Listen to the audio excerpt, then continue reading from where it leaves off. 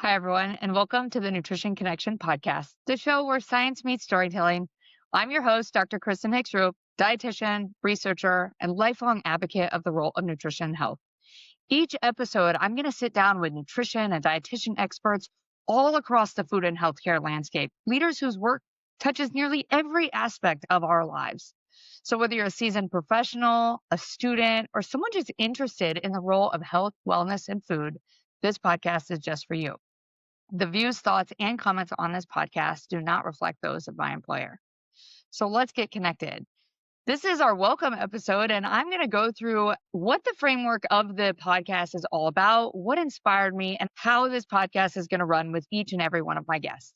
So, number one, this podcast is about nutrition connection. It's about interviewing dietitians and nutrition experts in every single sector of food and health. And I have quite the lineup for you, really to show you and empower you that there are so many opportunities for us as nutrition professionals to have impact on the food and healthcare system. Second, I also want to inspire you to connect with the podcast guests. They're on this shows to be able to connect with you, to share their story and inspire you, but also to build connections with you. So I do always post in the show notes ways that you can connect with the guests that I bring on the show. And lastly, I go through the same 6 questions with all of my guests. It's walking through their story, learning about how they got to where they are. What do they love about what they do now? And what are some tips and advice for how you can maybe get into that field or that role in your future? And I always end with a mysterious question about if you had a crystal ball, what comes next? I'm going to introduce myself and walk through the questions so you get to know me, Kristen, as your podcast host.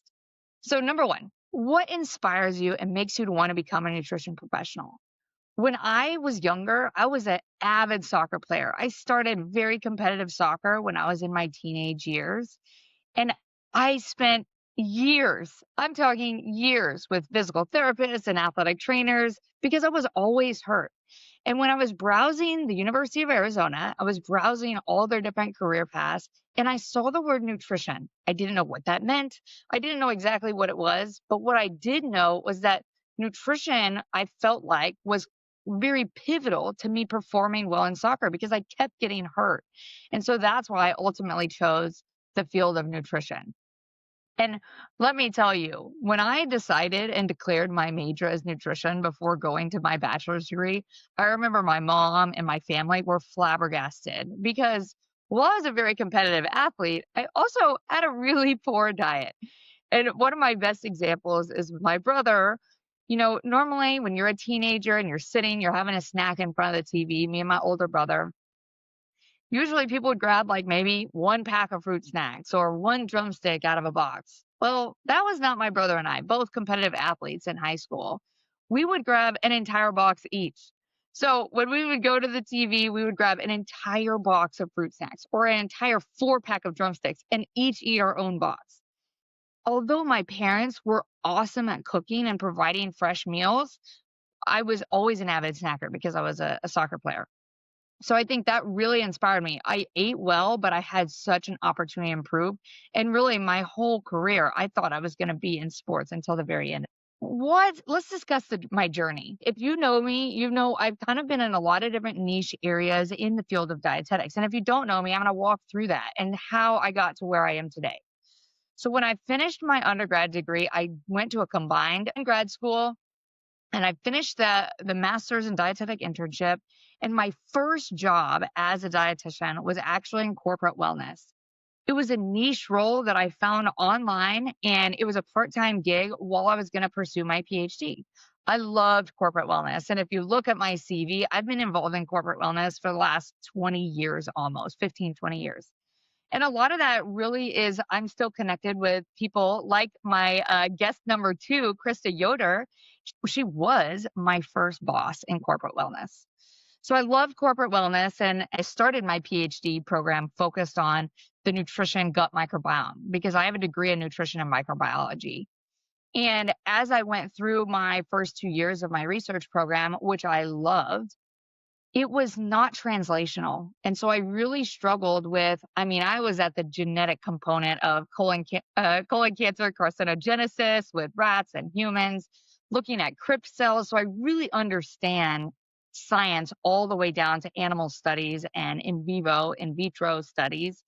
But I really needed translation. And so my PhD is actually in nutrition translation for physicians, how to teach medical nutrition to physicians and encourage them to work with dietitians. And this really is the core of what I'm really passionate about. So while I was a corporate dietitian, it was about showing how dietitians can be involved at the workplace and can have and improve health outcomes, whether that is weight for a patient, or maybe that is spending more time with your family, or being able to get on your hands and knees and playing with your kids. All of those are related to nutrition. As I was also going through my PhD, I also helped to work with a private practice in renal, which is really another niche area. Jessiana Seville, she was a great mentor to me, and I helped with her private practice for a little while. And then I also worked in behavioral health. I was the lead dietitian at a behavioral health hospital in College Station, Texas. And I love training. It's so cool to see some of the dietitians that I trained and worked with and now have very flourishing careers. And really, all throughout my doctoral degree, I had much of undergraduate students and graduate students that were working with me. So after I finished my graduate degree, I ended up going to the University of North Florida, and that's where I was a professor. And I loved being a professor. A lot of my research still focused and centralized on advancing the role of nutrition in the health professions. So I developed a virtual interprofessional clinic model where dietitians were integral on healthcare teams.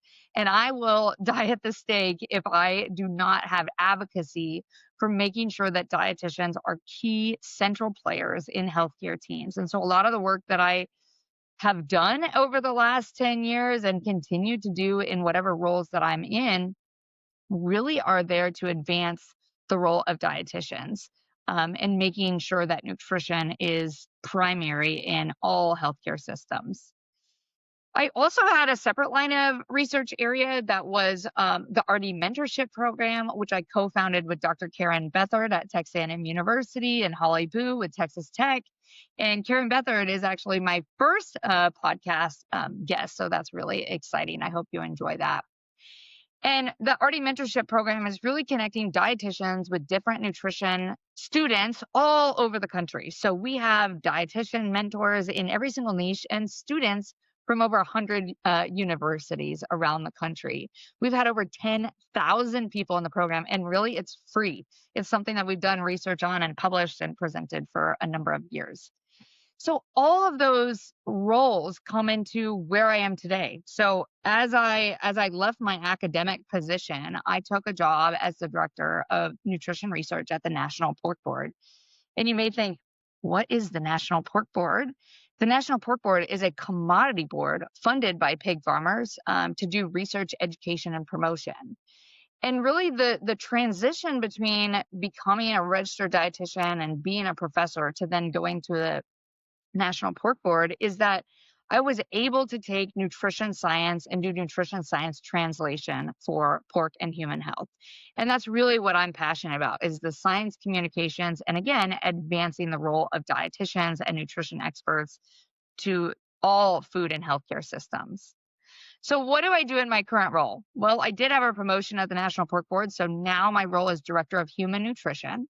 So I oversee all of our investments in human nutrition research, which is really fun as a former academic because I get to work with scientists at universities all over the country and over the globe to be able to have and invest in the best, most rigorous science, whether it's randomized control trials, it's secondary data analysis, epidemiology studies, you name it. So I think that's really cool that I get to maintain my science background. But I also get to do a lot of science communications. And so in my current role, I do science communications to help to inform consumer education, healthcare professional education, nutrition guidance and policy. We can help to inform. And so it's taking the science that I love and being able to communicate science to a number of different stakeholder audiences. And that's what I do in my current role. It's a lot of meetings, it's a lot of travel, but really it's so fun to work on behalf of 60,000 pig farmers in the US. And you just get pride of being back to being connected with agriculture, which I was very disconnected from agriculture for most of my dietetics career. So So that's what I do in my current role.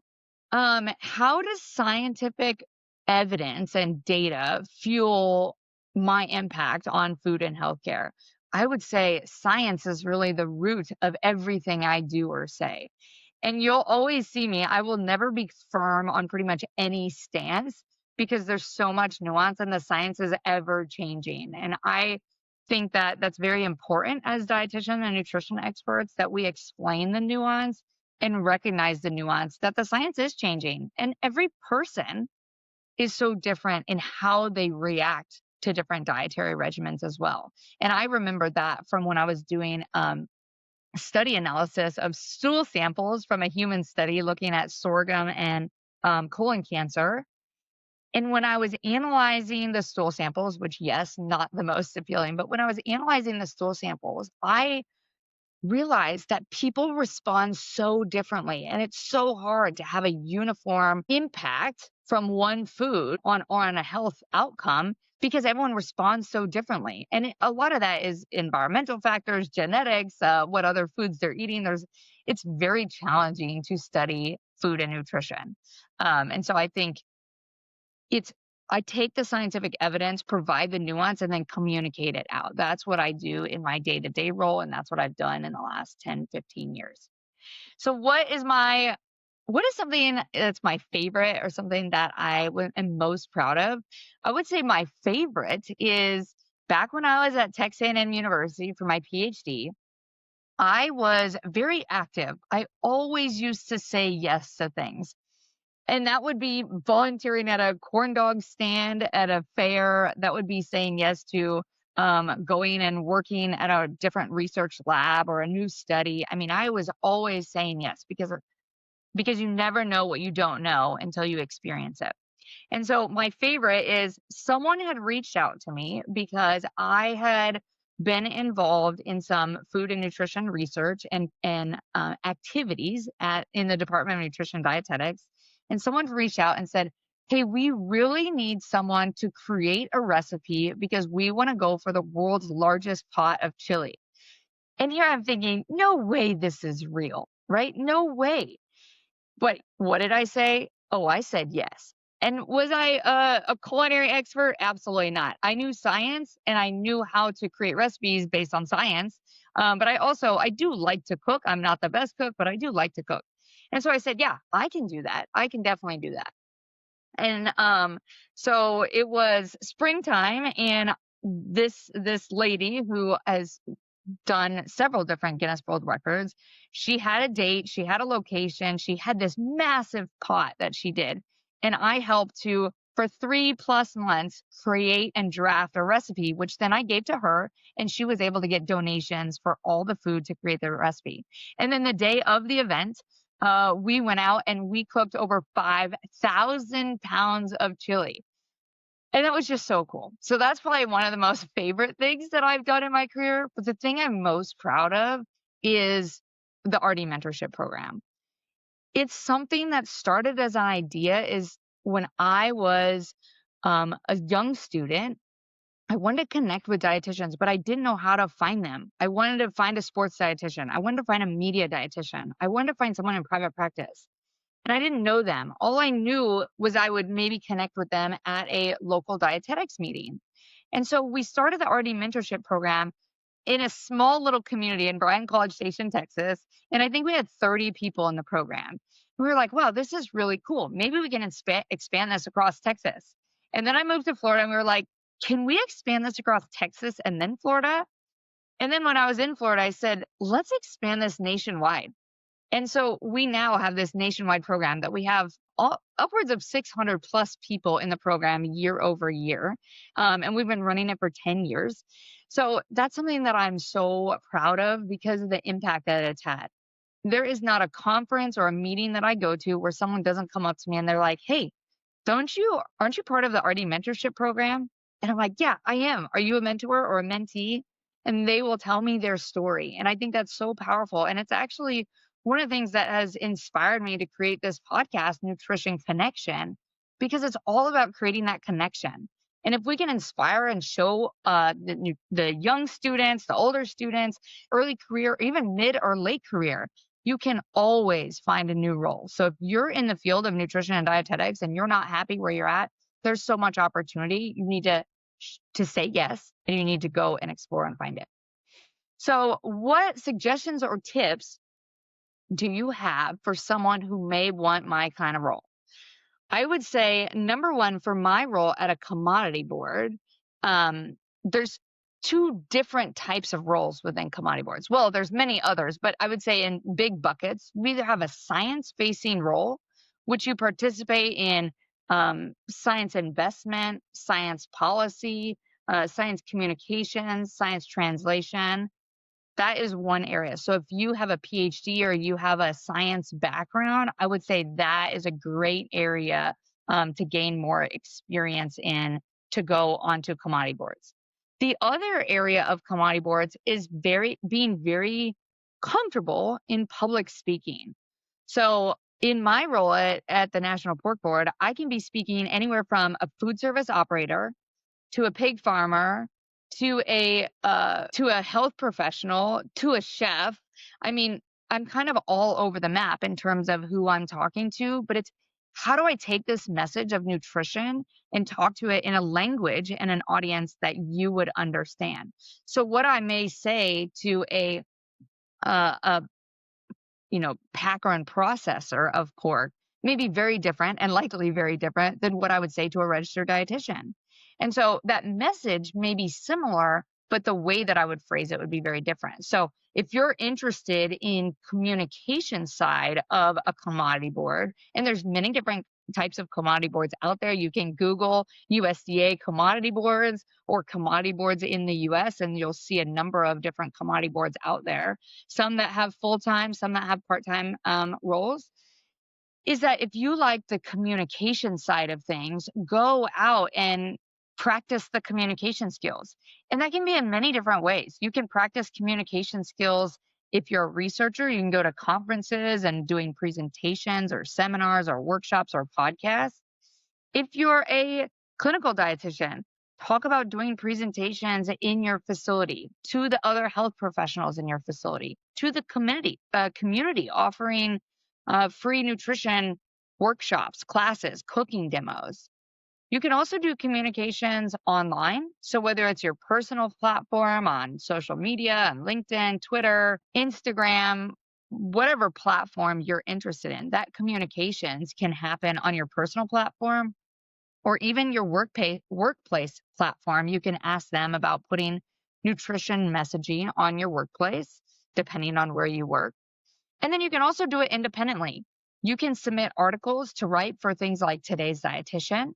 I remember when I first started, I was writing for my local community newsletter that would go out to the county in Florida. And the only reason why I was able to do it is I looked on the back of this magazine that I found in a bathroom one day, and I was like, wow, that's really cool. It would be awesome if they had a nutrition section. And so I emailed the editor and I said, hey, I would love to write for this magazine for free. I just want to get the word out and talk about nutrition. And I had a column every month that was published online and in print. And I remember even someone came to me one day. They're like, hey, I saw your name in this newsletter. I thought that was really cool how you wrote up about nutrition. And it was about how to balance kids, food, nutrition, and candy around the holidays, which is very tricky as I am a mother of 3 little girls. And I will tell you, balancing food and sweets is really hard. So those are my suggestions. If you're interested in a role, think about the science side of it, if that's where your expertise is, or the communication side of it, and really gain skills in it. And you can always network. So all of my guests on this podcast, Nutrition Connection, you can connect with them. In the show notes are all the ways that you can connect with them, email or social platforms, and start to build that relationship. That relationship can be online with people you're connecting with, and it can be in person, or it can be a hybrid between the two. I think many times my connections continue to grow both online and in person. And I remember at Fancy this last year, I had met someone for the first time in real life, even though I've connected and followed them for over a year. And it was pretty surreal. It was like I knew them without knowing them. So those are some suggestions that I had. And the last question, my most favorite, is if you had a crystal ball, what do you think is coming next in nutrition? And I don't want to be controversial on this podcast, so I'm never going to get too deep into the nuance of any different scientific details per se, because I think there's constantly nuance in science. But I think what's coming next is a continued increase in the policy about nutrition. So whether you agree or disagree, I'm not here to say that. What I am here to say is it's finally an opportunity where people are talking about nutrition on a national, state, local level. And I think that's really exciting for dietitians, whether it's the food as medicine movement, whether it's insurance and billing and reimbursement, whether it's virtual or in-person delivery. You also see culinary medicine. All of these opportunities are for dietitians to have a seat at the table to advance the role of nutrition and health. And for so long, there have been pioneers in nutrition. And trust me, I have several of them on the lineup, which are incredible pioneers to advancing the role of nutrition. But we have such an opportunity right now to continue to advance while people are more interested in nutrition than they ever would be or have been. So I'm curious to see how the next 5 to 10 years continue to play out. So those are all my questions, and that's what I'm going to go through with all of my guests. You're going to get to hear their story, how they got to where they were today, what kind of tips and tricks they may have for you to be an expert or maybe going out to the role. And lastly, what do they think is coming next? Where can you fit in if you are a student or a young professional, an early career professional, and you want to be part of the next movement? So I hope you joined my first episode launching on January 7th. Thank you so much for tuning in, and welcome to Nutrition Connection.